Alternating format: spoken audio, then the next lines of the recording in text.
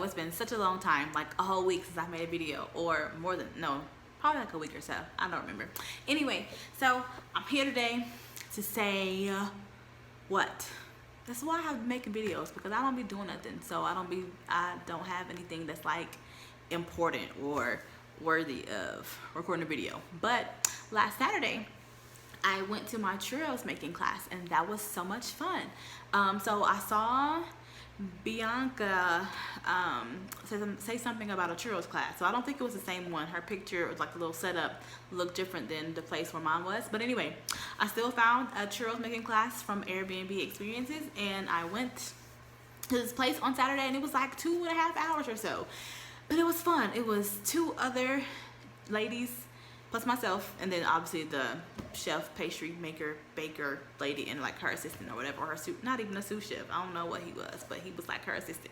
And so we were there in like one of her relatives like kitchen space, and has all the things set up there. It was really cute little setup. She had our names on a little chalkboard. I was like, oh my god, it's so cute. And we made churros. That's hard work. Like, it's not hard work, it's time consuming, of like you know, making the dough and letting it rest, and then doing something else while you wait, and then listen to all the stories she was telling about, you know, some history or whatever. I think that's funny. So whenever you go somewhere, everybody in every country always says that their country was the first person to do whatever. I'm like, whose country was really, look at my hair, whose country was really the first person's country to make it or to create it or do whatever? So anyway, she was telling us that churros originally came from China, and then when Spaniards, Europeans, somebody was on one of those quests all those years ago, stealing people's stuff, making up stuff, and you know, colonizing everything, they took the churros back with them to Spain, and then they added a little flair to it. And then when they came to the Latin American countries, then there was some other flares got added to it. So that was my version of her story about where churros came from. And I'm like, okay, cool. So that was cool. And then so that was my Saturday. That was my one event on Saturday. I'm trying to get out like twice a week. I'm saying try, like twice a week, to do something, to not just be in the house.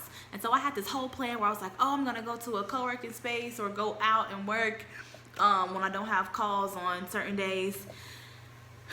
I'll be fooling myself. I know I ain't gonna do that. I mean, we'll see. I need to really get to like the routine and habit of thing, because I literally can't do it. I'm struggling so much still. It's been 2 weeks and I still can't wake up at a decent hour, get work done, and I still blame it on baseball. Like baseball, if I need to watch baseball, and so I need my computer to watch baseball, and I only have one, so I can't like multitask to have my game on something and then have the computer being able to work on other things. And so then that's that. But I know once baseball season is over, as I continue to try to tell myself, once baseball season is over, then my productivity hours will change. So anyway, oh, speaking of hours and productivity and all the things, so LatinHire finally sent me things back. So it wasn't last Friday, because last Friday the 10th they sent something. So the Friday before that they finally sent them. So it was supposed to be that Tuesday where they were going to have some kind of correspondence, and they didn't. So the Friday of that week, they were like, oh, okay, you made it to the next step, your interview, recorded interview, whatever, everything was good. And so you have 10 days to respond whether or not you want to go through. And so I was like, shoot, because the night before I had just found some other remote jobs. I'm like, oh, I love this company, I love what they stand for, like all the things, it was really good.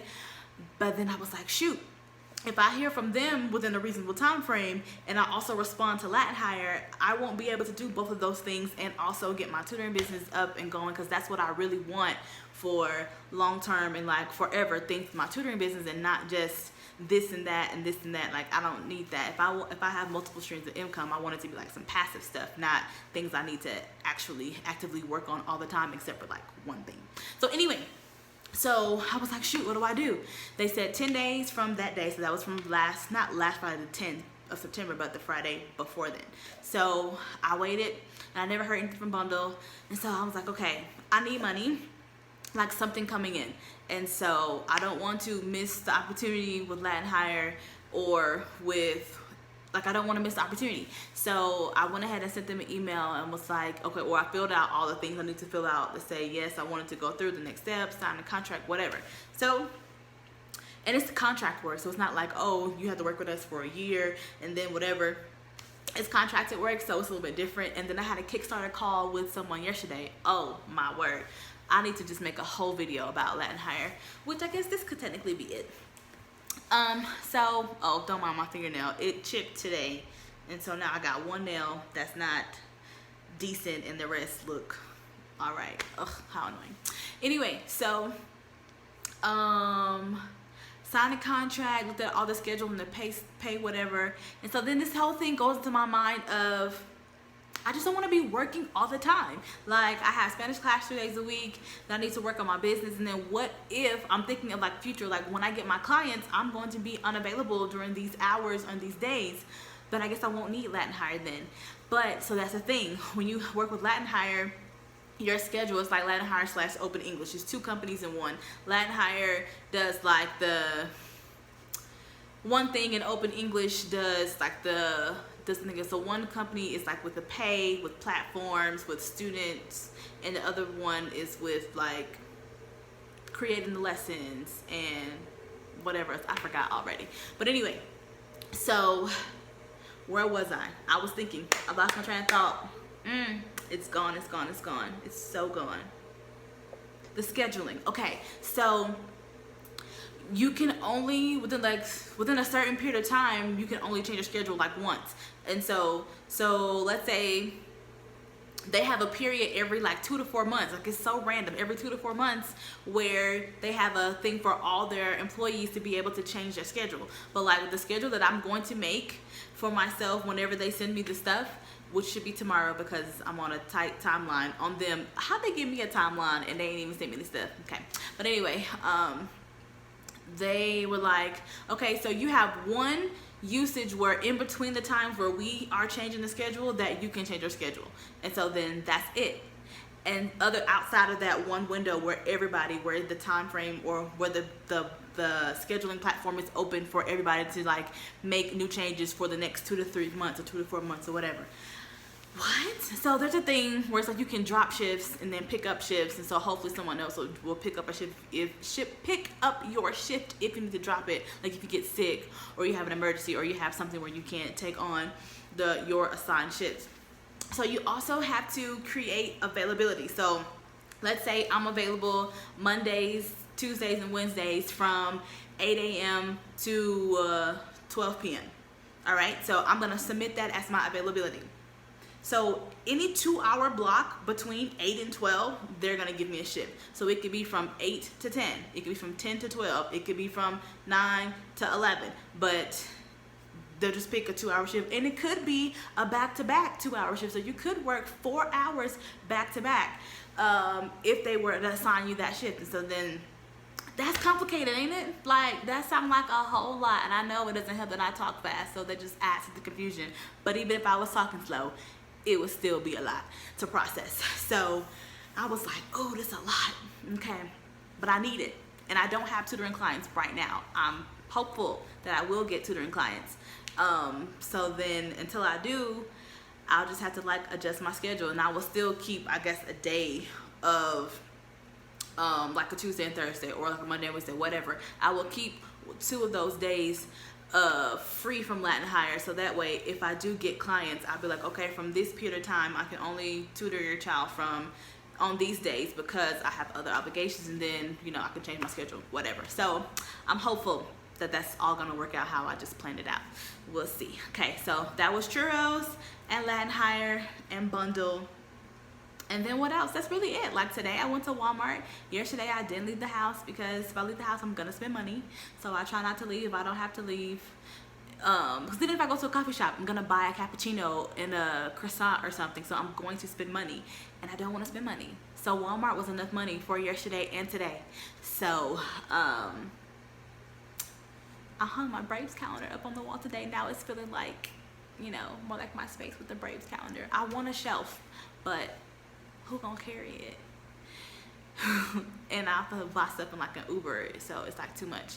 So I'm gonna buy me a shelf at some point, maybe, because I don't even know if I'm gonna stay here longer than 6 months. Like, I literally have no clue how things are gonna work out.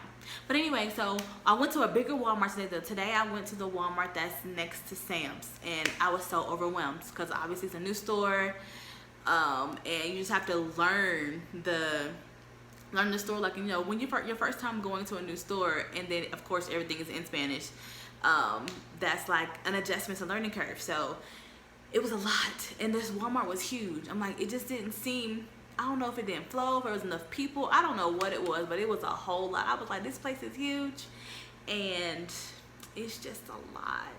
But I like Walmart, and so I spent too much money, as I always do when I go to Walmart, but it was worth it, so I'm happy. And ooh, okay, so over the weekend, it was the anniversary of the 20th anniversary of September 11th. And so my nephew's birthday is September 11th, but he was born the year before all the things in the terrorist attacks and whatnot. So talked to my nephew, kind of. Well, I sent him a voice note. You know, he's 21 now, so it just be like, whatever. But it's a setup. So I was watching Turning Point, whatever the long-ended title is, on Netflix. Oh, when I watch clickbait, my mind is going here. I watch clickbait. Oh my gosh, mind blown. I wasn't ready. Like, it kept my attention. People are like, oh, it's good, oh, it's not good. I've seen more of it's great than not great. But anyway, I enjoyed it. I was not expecting things to go how they went, and I enjoyed it. I don't do spoilers, so don't worry ever giving spoilers. I don't do spoilers. I started watching The Circle, but I got off track because I was talking about the 911 stuff. Okay, so I was watching stuff, Turning Point on Netflix. And then last night, I was watching, I turned on the cable instead of Netflix, and I came across the History Channel. I mean, I don't like the History Channel, but the guy, something's wrong with the guy. Ever since the power went out and the earthquake and things last week, it just hadn't been right with the guide and whatever, the cable box. But anyway, so I stopped on the History Channel, and it was some documentary with President Obama, and talking about the Navy SEALs and when they got Osama bin Laden, all things like that. And I was like, oh, this is good.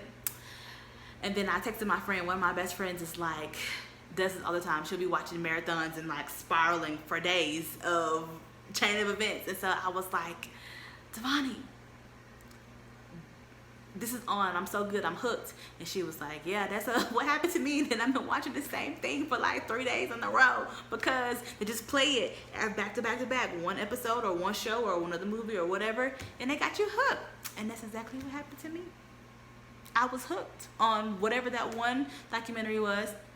And then I changed the channel when it went off. I landed back on it again, and there was something else, like testimonials and all the things, to recap. And I'm like, oh my gosh, like, it's so good to just see and hear and think about all these things, and to hear the stories of people who were impacted severely by the terrorist attack of 9/11. So that's what I did last night. And of course I watched baseball. The Braves game, we won. The Padres, it was awful, a miserable loss. And then I watched the end of the Mets and the Yankees game. That was hype. Francisco Lindor was doing that. So that was a great game.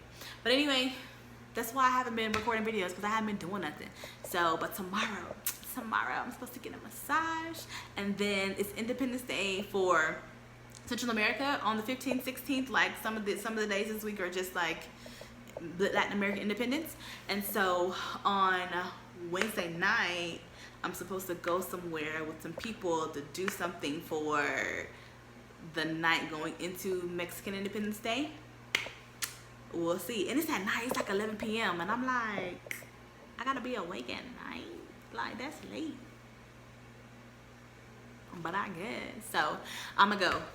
And then, yeah, that's it. So I'll give an update when I have something to update. Thanks for watching, friends. As always. Bye.